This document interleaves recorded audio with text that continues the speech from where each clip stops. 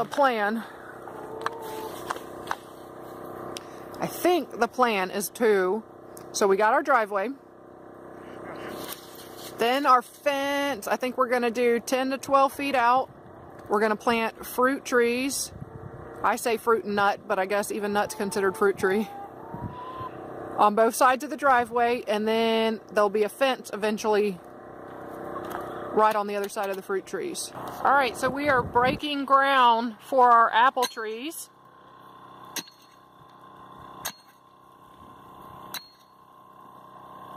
Getting all the measurements so they'll all be the same distance away from the driveway and the same distance away from each other. Wow, you're doing that pretty good.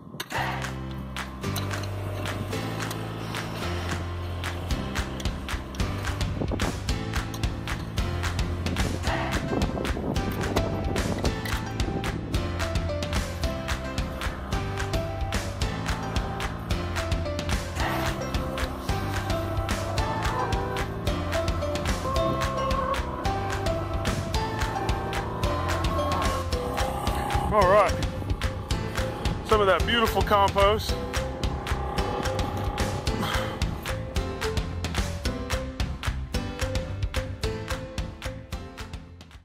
We were looking at getting a wheelbarrow since we know we were getting ready to work on the garden a bunch, doing these trees today, and I did a little bit of research. Man, it just seemed like nobody had anything good to say about most wheelbarrows. And I came across this online. And man, it had awesome reviews. Everybody loved them. And they've sold thousands, if not millions of them. And we decided to pick one up. And I'm telling you what, I've used many wheelbarrows. This thing is way nicer than a wheelbarrow. And it holds a ton. A ton. And it is really strong, thick plastic, really durable. Yeah, I like the fact that you can push it or pull it. Push it, pull it, dump it, no flat tires. And then it won't really tip over on you. Yeah, it's awesome, man. I can see why people have started going towards stuff like this instead of wheelbarrows.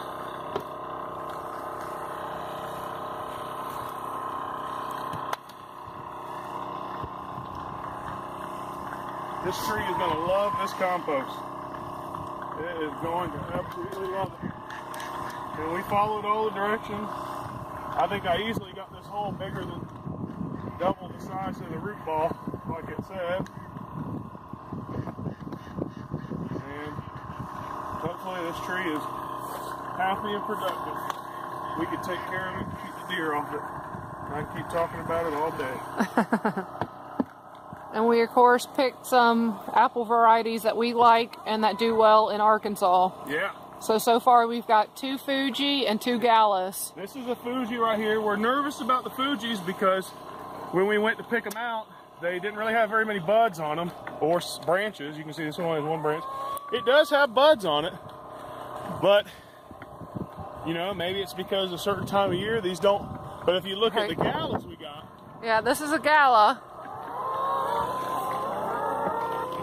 Tons of leaves on it. Yeah, the Gala's got tons of branches and tons of leaves.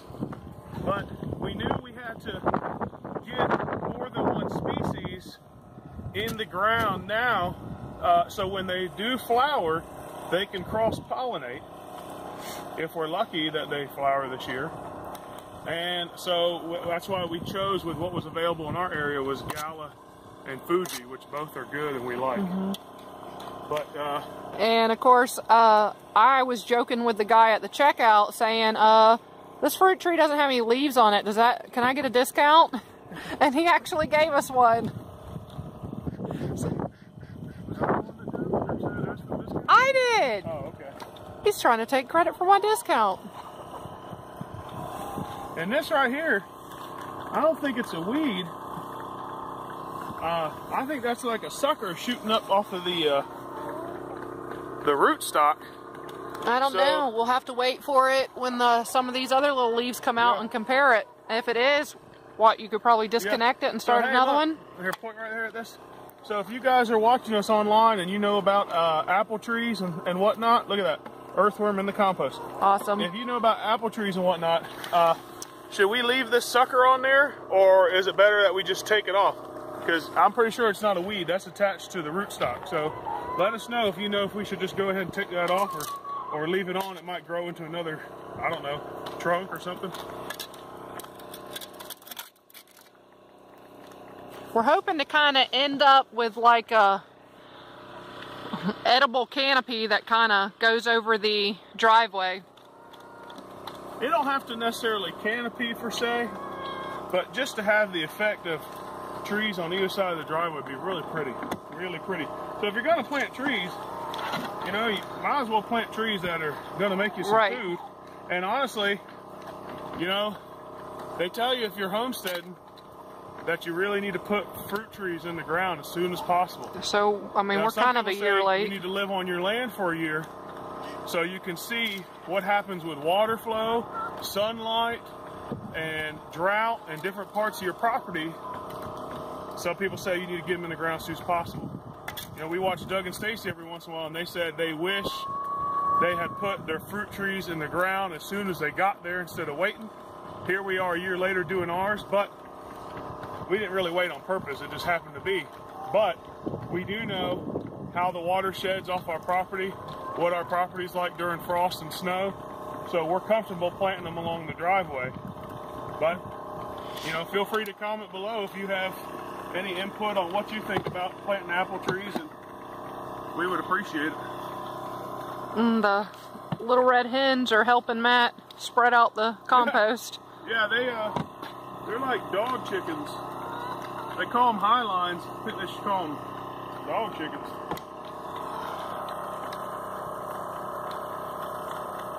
I'm gonna go ahead and dump this and spread the rest out. Sounds good. So we're finished. I don't know if we recorded all of it, but basically what we done here is after we finished filling around the empty space with compost, Kristen went around on her hands and knees, no less, and took all the big rocks out of the dirt that we dug up.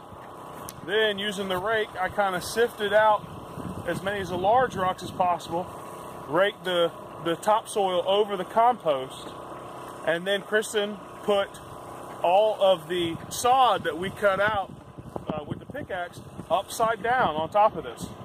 And if you look at it right now, it looks kind of fluffy and up above ground level, but everything in here is really loose.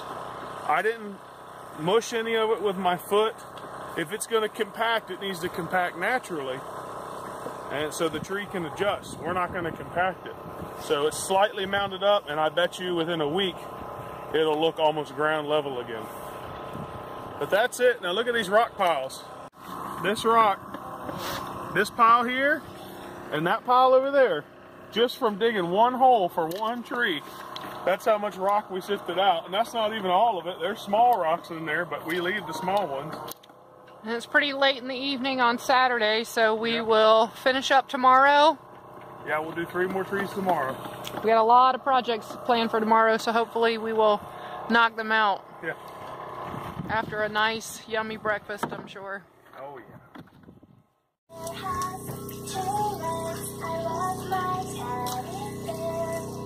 Why start breakfast? The men are out there starting the fruit trees. So Matthew and I just went down here to the edge of our woods and cut some, you tell them, babe. Hey, don't push. Why? I don't know what kind of tree it is, but it grows all around a ton of these saplings, really straight. And they're real strong and flexible. And we just finished planting all our apple trees, so we want to put up some sort of defense around them to keep deers from eating their buds or to keep other things away. So we're out of T-posts. Instead of buying some, I figured let's try doing some of these. And I just cut a little bit of a point on the end, not much. And I started driving them in the ground at the T-posts. And surprisingly, it's working really well. I drove all 3 of these in the ground, even though it's boingy. It's in there here. We cut them all the same length. It's in the ground about a foot. So it's not as rigid as steel, but it's going to hold something. We're going to put a net. We're going to put net around this or wire or something to keep stuff out. And I'm just surprised at how well in this soil this is working. You cut a 1.5-inch post and you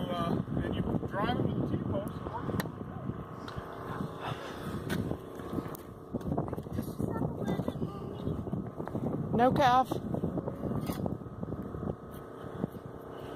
Now the only caveat is some of them are not perfectly straight. So if it's not, it wants to get stuck inside here.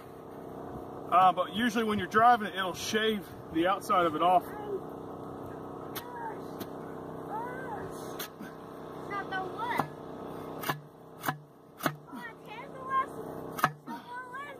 Look at that.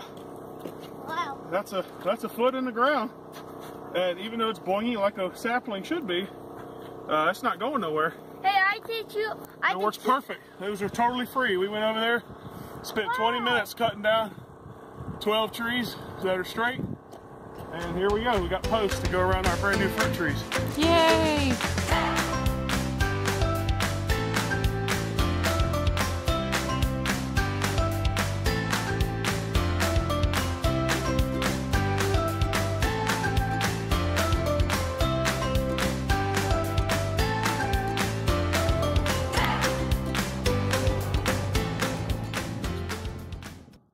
Watch out, watch out. Focus, come on. All right, we're getting ready to put the fence up, and I look down right where I'm standing. Quiet, Kevin. I look down right where I'm standing. Kason, move so your shadow's gone. And I start seeing what I thought was gray feathers at first.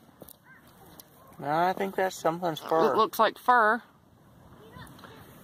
Squirrel.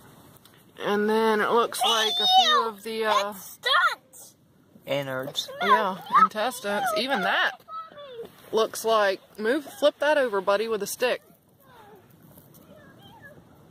That looks like the bowels. Yeah, that's the bowels. Maybe of a rabbit or something. Oh, there's the heart. There's the heart of. Or is that the liver?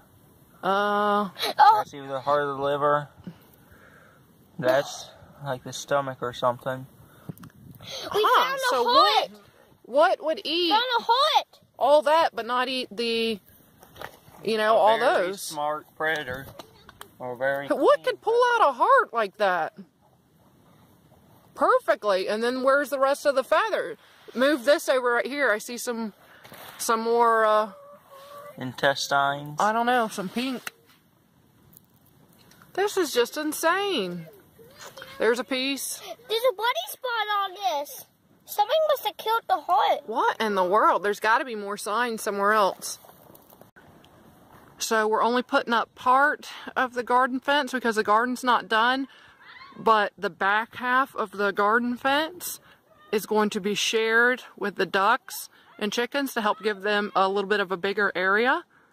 So that's why we need to put up part of the garden fence. Cameron and I are working on the fence. I just got on to the boys, told them no ants, no spiders, no scorpions, and one of them yells that there's a snake.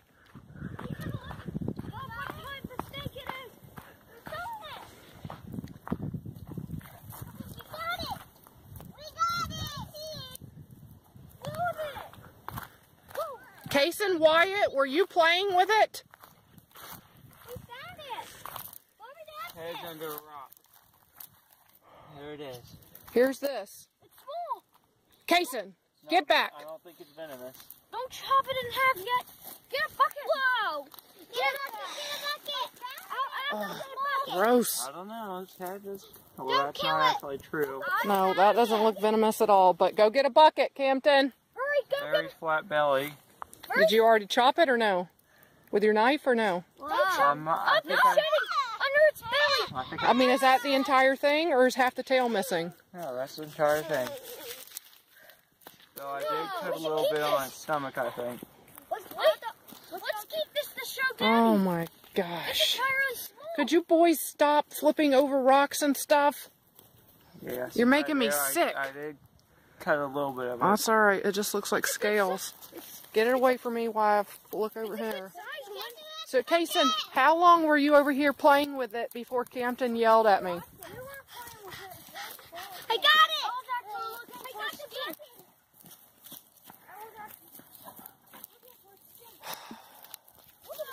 Whoa, look at the wiggle! And that is why I always carry mine in the shit. Good! Save it for Hey, Daddy. I'm just not sure. Is there a rubber boa? No, it ain't no boa. Cameron and I have finished the new bird area, duck and chickens together. We have not put them in yet. We have got the duck house in there so far, but not the chicken house, because when Matt gets home we will have to put wheels on it. He'll have to do that. No more of this kind of stuff.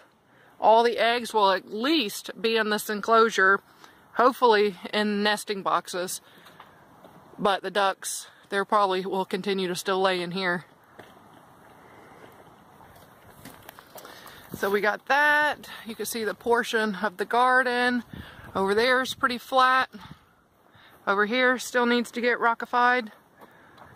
De-rockified.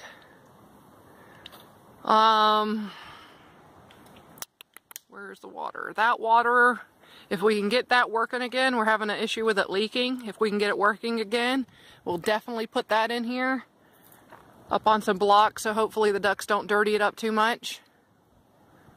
Because that would majorly help. Right now the fence is coming up weak, so Cameron's going to pour some water down at the bottom of the T-post to help ground it,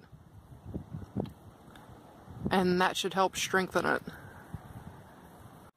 Alright, we got the quackers in there with no problem at all. Cameron kind of walked way in front of them with some food, and I slowly walked behind them to kind of scare them from going different ways. Now the chickens is probably going to be a lot harder. They're probably going to have to all get caught one by one. Alright, a couple things we wanted to tell you. You can see the ducks over there. 1, 2, 3, 4, 5, 6, 7, 8, 9, 10, 11, 12. There's only 12 left. If you remember when we first got here, we had 41 ducks and 8 geese. 8 geese. Well, we kind of, you know, we might have made a mistake during the winter time. They did not want to put themselves up in their house. We would try to put them, but it's like a circus trying to put them away, chase them down.